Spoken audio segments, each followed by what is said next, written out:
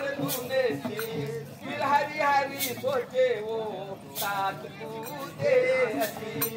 यही पुत्रा